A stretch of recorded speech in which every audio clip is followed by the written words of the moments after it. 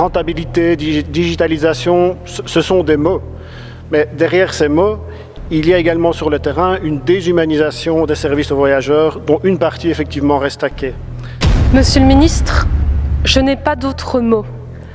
J'étais stupéfaite et en même temps mal à l'aise quand j'ai appris en ce début de semaine la volonté de la SNCB de fermer 44 guichets de gare. Du service minimum de l'ancien gouvernement, nous voulons, avec ce gouvernement, un service maximum.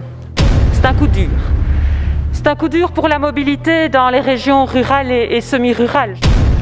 Lundi, je suis tombé de ma chaise lorsque j'ai appris que 44 gares du pays seraient fermées avant la fin de l'année. Plutôt que de se remettre en question et à s'adapter au XXIe siècle, la SNCB décide tout simplement de fermer 44 guichets, ni plus ni moins. Et ainsi, vous avez des gares où vous ne pouvez même plus demander de l'information à personne. Un guichet, c'est important. C'est important pour les personnes qui sont en rupture numérique. C'est aussi un atout parce qu'une présence physique, c'est de la sécurité, c'est de la convivialité, ce sont des renseignements. C'est vraiment un service au public. Trouvons-nous normal qu'un guichetier, pendant toute la journée, doit attendre pour vendre 5 billets de train? Non. La SNCB prend ici une décision bien réfléchie. Nous voulons quand même tous que les budgets soient mieux investis dans l'intérêt du voyageur.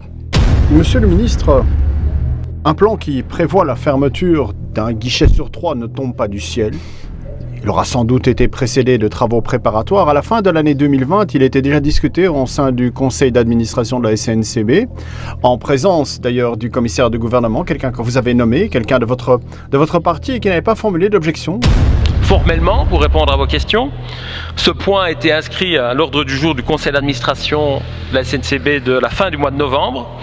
L'ensemble des administrateurs et des administratrices, y compris les représentants des partis qui aujourd'hui m'interrogent, et par contre aucun administrateur écolo, puisque nous n'y sommes pas représentés, l'ont, ce que m'indique la SNCB, unanimement soutenu.